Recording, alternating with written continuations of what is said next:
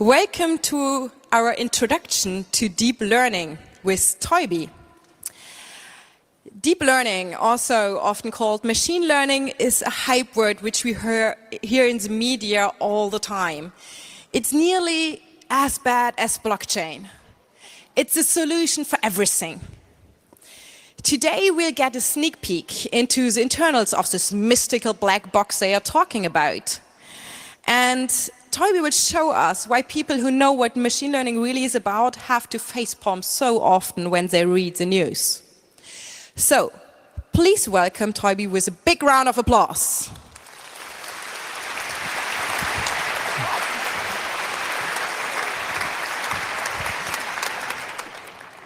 All right, good morning and welcome to Introduction to Deep Learning. The title will already tell you what this talk is about. I want to give you an introduction onto how deep learning works, what happens inside this black box.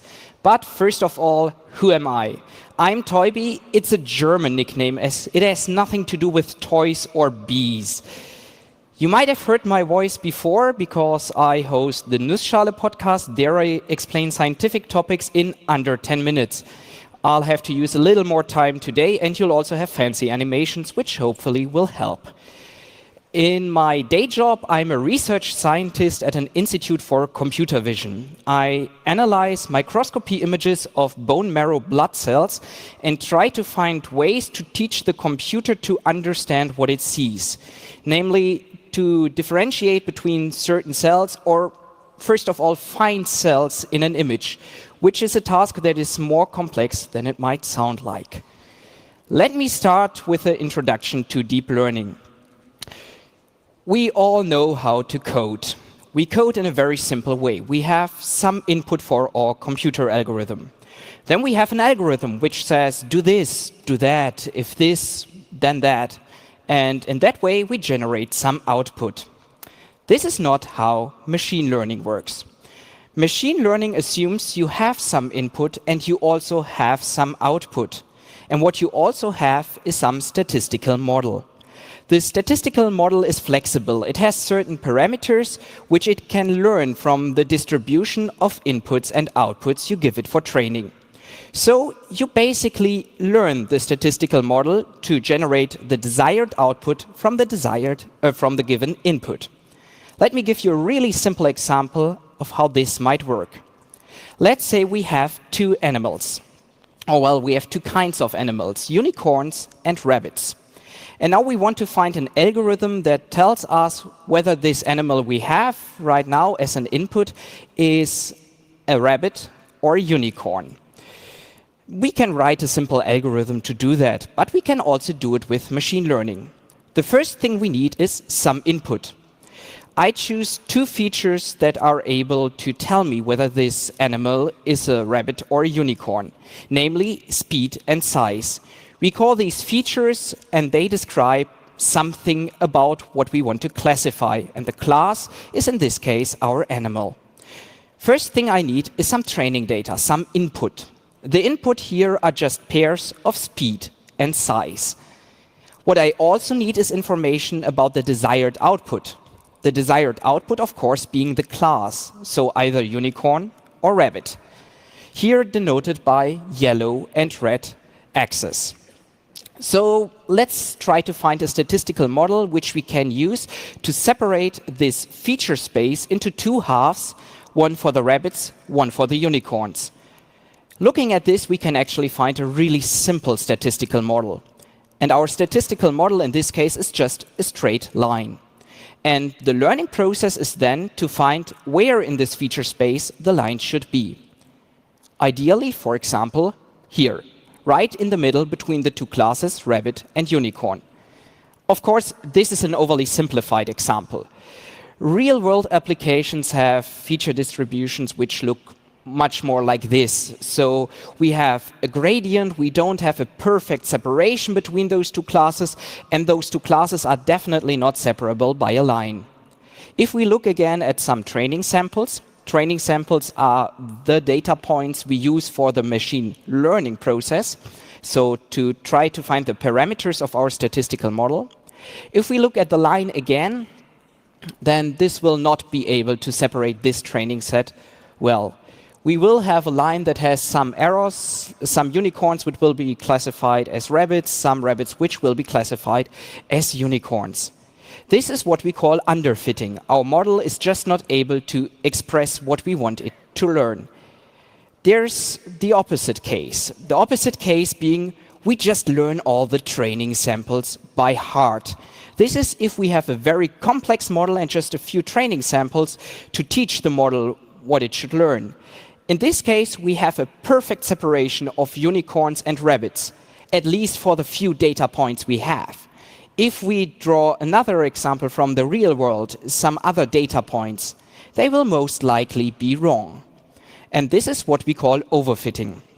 The perfect scenario in this case would be something like this, a classifier which is really close to the distribution we have in the real world. And machine learning is tasked with finding this perfect model and its parameters. Let me show you a different kind of model, something you probably all have heard about. Neural networks. Neural networks are inspired by the brain, or more precisely, by the neurons in our brain. Neurons are tiny objects, tiny cells in our brain that take some input and generate some output. Sounds familiar, right? We have inputs usually in the form of electrical signals. And if they are strong enough, this neuron will also send out an electrical signal. And this is something we can model in a computer engineering way. So what we do is we take a neuron. The neuron is just a simple mapping from input to output. Input here, just 3 input nodes. We denote them by I1, I2, and I3, and output denoted by O. And now you will actually see some mathematical equations. There are not many of these in this foundation talk. Don't worry, and it's really simple. There's one more thing we need first, though, if we want to map input to output in the way a neuron does, namely the weights. The weights are just some arbitrary numbers for now. Let's call them W1, W2, and W3. So we take those weights and we multiply them with the input. Input 1 times weight 1, input 2 times weight 2, and so on. And this sum just will be our output. Well, not quite. We make it a little bit more complicated. We also use something called an activation function. The activation function is just a mapping from one scalar value to another scalar value, in this case from what we got as an output, the sum, to something that more closely fits what we need. This could, for example, be something binary, where we have all the negative numbers being mapped to 0 and all the positive numbers being mapped to 1. And then this 0 and 1 can encode something. For example, rabbit or unicorn. So let me give you an example of how we can make the previous example with the rabbits and unicorns work with such a simple neuron. We just use speed, size, and the arbitrarily chosen number 10 as our inputs, and the weights 1, 1, and -1. If we look at the equations, then we get for all negative numbers, so speed plus size being less than 10, a 0, and a 1 for all positive numbers being speed plus size larger than 10, greater than 10. This way we again have a separating line between unicorns and rabbits. But again, we have this really simplistic model. We want to become more and more complicated in order to express more complex tasks. So what do? We take more neurons. We take our 3 input values and put them into one neuron, and into a second neuron, and into a third neuron. And we take the output of those 3 neurons as input for another neuron. We also call this a multi-layer perceptron, perceptron just being a different name for neuron, what we have there. And the whole thing is also called a neural network. So now the question, how do we train this? How do we learn what this network should encode? Well, we want a mapping from input to output, and what we can change are the weights. First, what we do is we take a training sample, some input, put it through the network, get an output. But this might not be the desired output, which we know. So in the binary case, there are 4 possible cases. Computed output, expected output, each two values, 0 and 1. The best case would be we 1 to 0, get a 0, 1 to 1, and get a 1. But there is also the opposite case. In these two cases, we can learn something about our model, namely, in which direction to change the weights. It's a little bit simplified, but in principle, you just raise the weights if you need a higher number as output, and you lower the weights if you need a lower number as output. To tell you how much, we have two terms. First term being the error. So in this case, just the difference between desired and expected output. Also often called a loss function, especially in deep learning and more complex applications. You also have a second term we call the learning rate. And the learning rate is what tells us how quickly we should change the weights, how quickly we should adapt the weights. Okay, this is how we learn a model. This is almost everything you need to know. There are mathematical equations that tell you how much to change based on the error and the learning function. And this is the entire learning process. Let's get back to the terminology. We have the input layer. We have the output layer, which somehow encodes our output, either in one value or in several values if we have multiple classes. We also have the hidden layers, which are actually what makes our model deep. What we can change, what we can learn, are the weights, the parameters of this model. But what we also need to keep in mind is the number of layers, the number of neurons per layer, the learning rate, and the activation function. These are called hyperparameters, and they determine how complex our model is, how well it is suited to solve the task at hand. I quite often spoke about solving tasks, so the question is, what can we actually do with neural networks? Mostly classification tasks. For example, tell me, is this animal a rabbit or a unicorn? Is this text message spam or legitimate? Is this patient healthy or ill? Is this image a picture of a cat or a dog? We already saw for the animal that we need something called features, which somehow encodes information about what we want to classify. Something we can use as input for the neural network, some kind of number that is meaningful. So for the animal, it could be speed, size, or something like color. Color, of course, being more complex again, because we have, for example, RGB, so 3 values.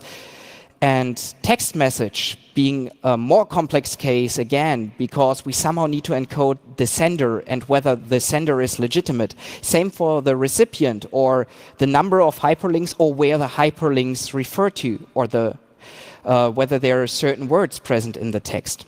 It gets more and more complicated, even more so for a patient.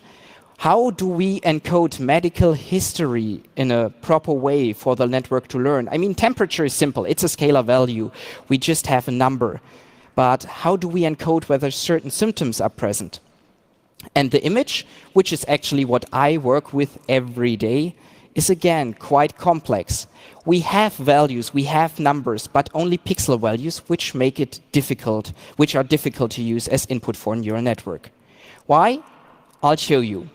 I'll actually show you with this picture. It's a very famous picture, and everybody uses it in computer vision. They will tell you it's because there is a multitude of different characteristics in this image, shapes, edges, whatever you desire. The truth is, it's a crop from the centerfold of the Playboy, and in earlier years, the computer vision engineers was a mostly male audience.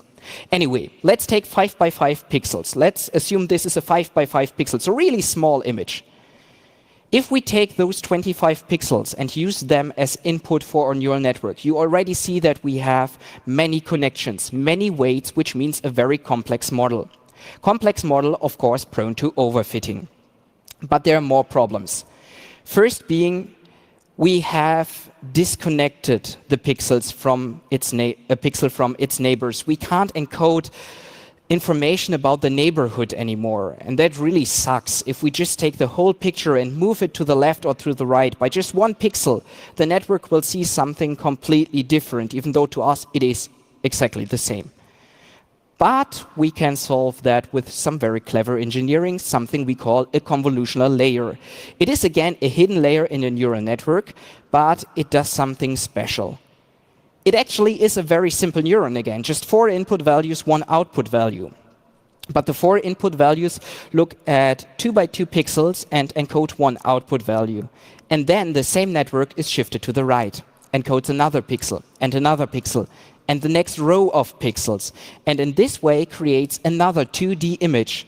We have preserved information about the neighborhood, and we just have a very low number of weights, not the huge number of parameters we saw earlier. We can use this once, or twice, or several hundred times. And this is actually where we go deep. Deep means we have several layers, and having layers that don't need thousands or millions of connections, but only a few. This is what allows us to go really deep. And in this fashion, we can encode an entire image in just a few meaningful values. How these values look like and what they encode, this is learned through the learning process. And we can then, for example, use these few values as input for a classification network, the fully connected network we saw earlier. Or we can do something more clever. We can do the inverse operation and create an image again. For example, the same image, which is then called an autoencoder. Autoencoders are tremendously useful even though they don't appear that way. For example, imagine you want to check whether something has a defect or not, a picture of a fabric or of something. You just train the network with normal pictures. And then if you have a defect picture, the network is not able to reproduce this defect. And so the difference of the reproduced picture and the real picture will show you where errors are, if it works properly. I have to admit that. But we can go even further. Let's say we want to encode something entirely else. Or well, let's encode the image, the information in the image, but in another representation. For example, let's say we have 3 classes again. The background class in gray, a class called hat or headwear in blue, and person in green. We can also use this for other applications than just for pictures of humans. For example, we have a picture of a street and want to encode where is a car, where is a pedestrian. Tremendously useful. Or we have an MRI scan of a brain. Where in the brain is the tumor? Can we somehow learn this? Yes, we can do this with methods like these if they are trained properly. More about that later. Well, we expect something like this to come out, but the truth looks rather like this, especially if it's not properly trained. We have not the real shape we want to get, but something distorted. So here is again where we need to do learning. First, we take a picture, put it through the network, get our output representation, and we have the information about how we want it to look. We again compute some kind of loss value. This time, for example, being the overlap between the shape we get out of the model and the shape we want to have. And we use this error, this loss function, to update the weights of our network. Again, even though it's more complicated here, even though we have more layers, and even though the layers look slightly different, it is the same process all over again as with a binary case. And we need lots of training data. This is something that you'll hear often in connection with deep learning. You need lots of training data to make this work. Images are complex things, and in order to meaningful extract knowledge from them, the network needs to see a multitude of different images. Well, now I already showed you some things we use in network architecture, some subnetworks. The fully convolutional encoder, which takes an image and produces a few meaningful values out of this image. Its counterpart, the fully convolutional decoder. Fully convolutional meaning, by the way, that we only have these convolutional layers with a few parameters that somehow encode spatial information and keep it for the next layers. The decoder takes a few meaningful numbers and reproduces an image, either the same image or another representation of the information encoded in the image. We also already saw the fully connected network. Fully connected meaning every neuron is connected to every neuron in the next layer. This, of course, can be dangerous because this is where we actually get most of our parameters. If we have a fully connected network, this is where the most parameters will be present because connecting every node to every node, this is just a high number of connections. We can also do other things. For example, something called a pooling layer. A pooling layer being basically the same as one of those convolutional layers, just that we don't have parameters we need to learn. This works without parameters because this neuron just chooses whichever value is the highest and takes that value as output. This is really great for reducing the size of your image and also getting rid of information that might not be that important. We can also do some clever techniques like adding a dropout layer. A dropout layer just being a normal layer in a neural network where we remove some connections. In one training step, these connections, in the next training step, some other connections. This way, we teach the other connections to become more resilient against errors. I would like to start with something I call the model show now and show you some models and how we train those models. And I will start with a fully convolutional decoder we saw earlier. This thing that takes a number and creates a picture. I would like to take this model, put in some number, and get out a picture. A picture of a horse, for example. If I put in a different number, I also want to get a picture of a horse, but of a different horse. So what I want to get is a mapping from some numbers, some features that encode something about the horse picture, and get a horse picture out of it. You might see already why this is problematic. It is problematic because we don't have a mapping from feature to horse or from horse to features. So we don't have a truth value we can use to learn how to generate this mapping. Well, computer vision engineers or deep learning professionals, they're smart and have clever ideas. Let's just assume we have such a network, and let's call it a generator. Let's take some numbers, put them into the generator, and get some horses. Well, it doesn't work yet. We still have to train it, so there are probably not only horses, but also some very special unicorns among the horses, which might be nice for other applications, but I wanted pictures of horses right now. So I can't train with this data directly. But what I can do is I can create a second network.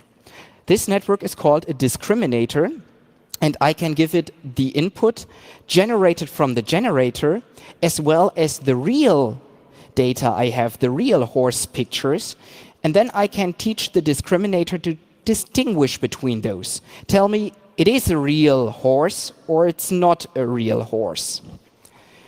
And there I know what is the truth, because I either take real horse pictures or fake horse pictures from the generator. So I have a truth value for this discriminator. But in doing this, I also have a truth value for the generator, because I want the generator to work against the discriminator. So I can also use the information, how well the discriminator does, to train the generator to become better in fooling. This is called a generative adversarial network, and it can be used to generate pictures of an arbitrary distribution. Let's do this with numbers, and I will actually show you the training process. Before I start the video, I'll tell you what I did. I took some handwritten digits. There is a database called MNIST of handwritten digits, so the numbers of 0 to 9. And I took those and used them as training data. I trained a generator in the way I showed you on the previous slide, and then I just took some random numbers. I put those random numbers into the network and just stored the image of what came out of the network. And here in the video, you'll see how the network improved with ongoing training. You will see that we start basically with just noisy images, and then after some what we call epochs, so training iterations, the network is able to almost perfectly generate handwritten digits just from noise, which I find truly fascinating. Of course, this is an example where it works. It highly depends on your data set and how you train the model, whether it is a success or not. But if it works, you can use it to generate fonts. You can generate characters, 3D objects, pictures of animals, whatever you want, as long as you have training data. Let's go more crazy. Let's take 2 of those, and let's say we have pictures of horses and pictures of zebras. I want to convert those pictures of horses into pictures of zebras. And I want to convert pictures of zebras into pictures of horses. So I want to have the same picture just with the other animal.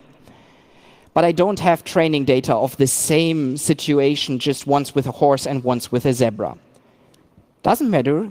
We can train a network that does that for us.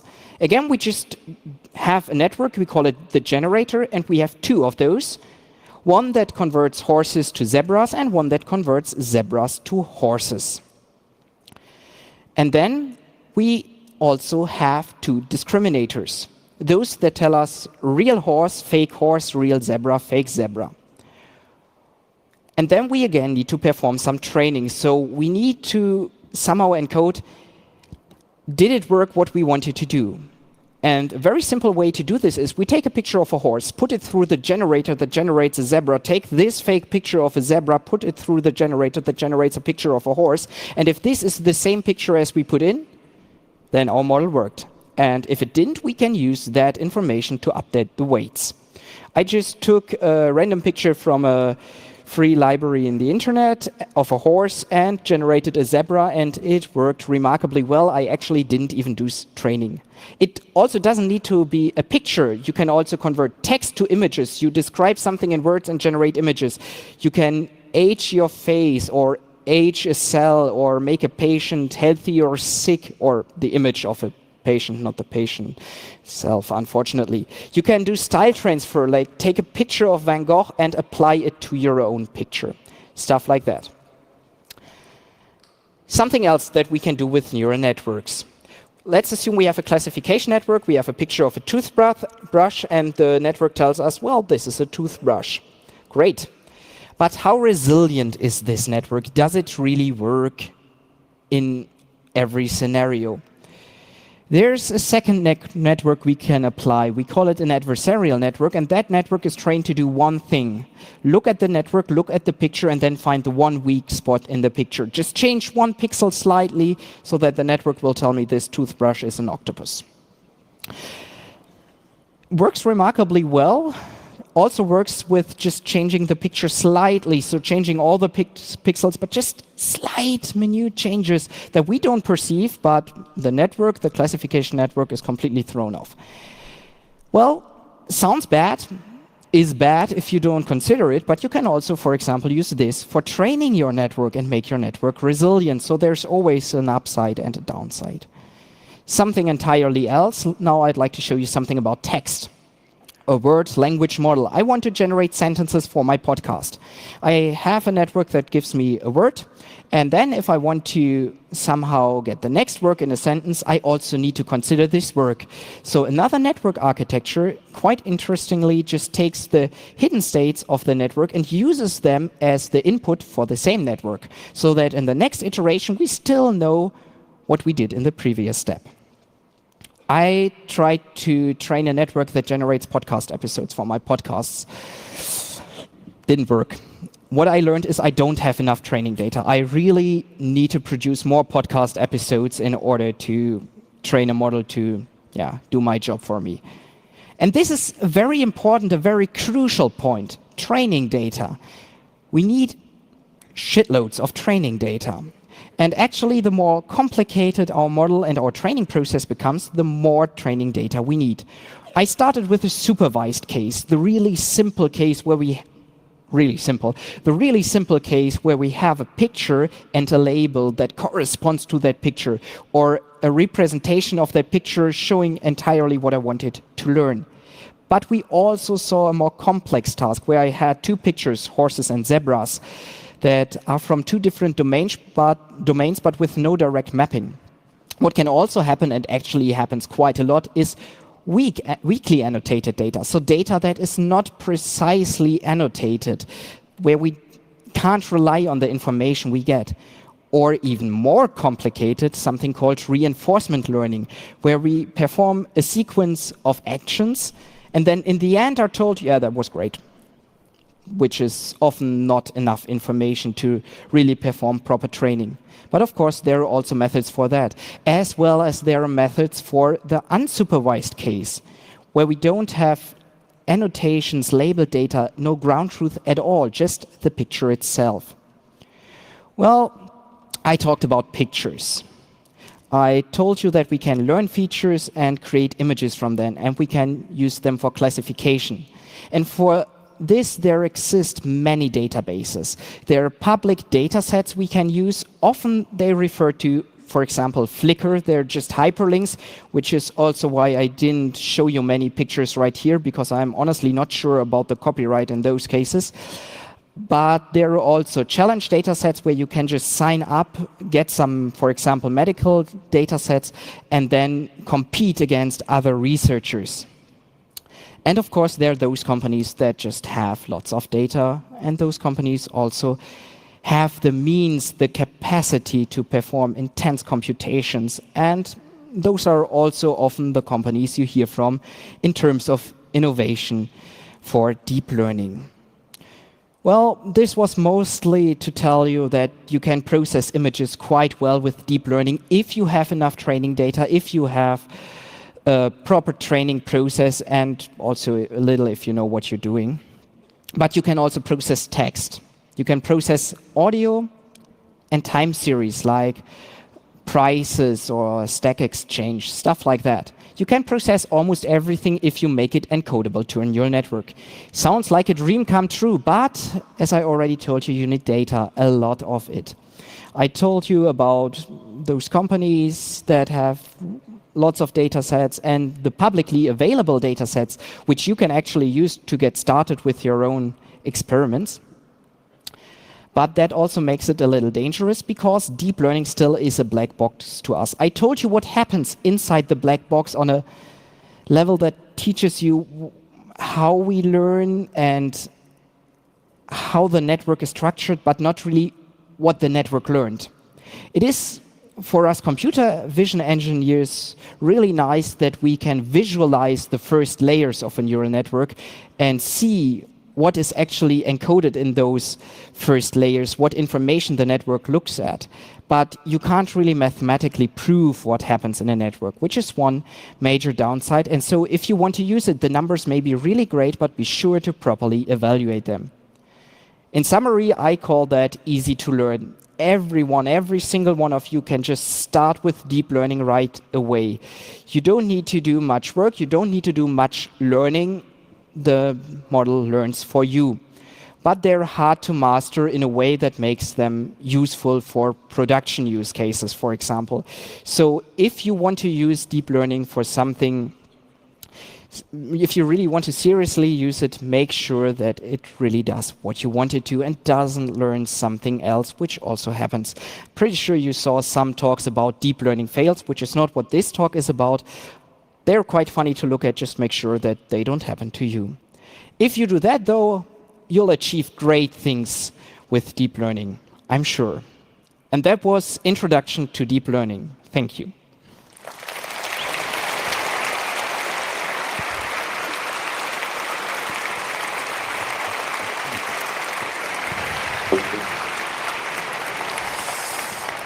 So, now it's question and answer time. So if you have a question, please line up at the mics.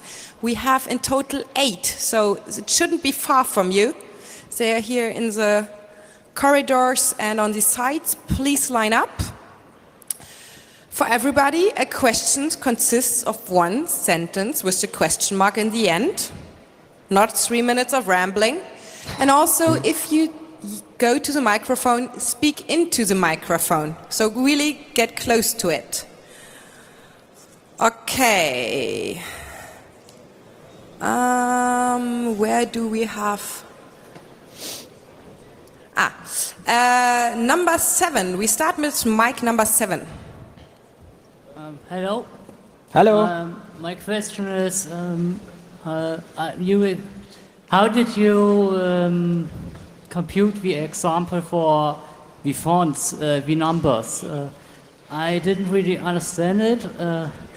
You just said it was made from white noise. Yeah. I'll give you a really brief recap of what I did. I showed you that we have a model that maps image to some meaningful values, that an image can be encoded in just a few values. What happens here is exactly the other way around. We have some values, just some arbitrary values we actually know nothing about. We can generate pictures out of those. So I trained this model to just take some random values and show the pictures generated from the model. The training process was this min-max game, as it's called. We have two networks that try to compete against each other. One network trying to distinguish whether a picture it sees is real or one of those fake pictures, and the network that actually generates those pictures.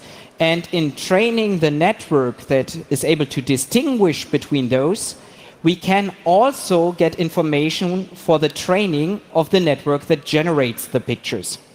So the videos you saw were just animations of what happens during this training process. At first, if we input noise, we get noise. But as the network is able to better and better recreate those images from the data set we used as input, in this case, pictures of handwritten digits, the output also became more lookalike to those numbers, these handwritten digits. Hope that helped. So now we go to the internet.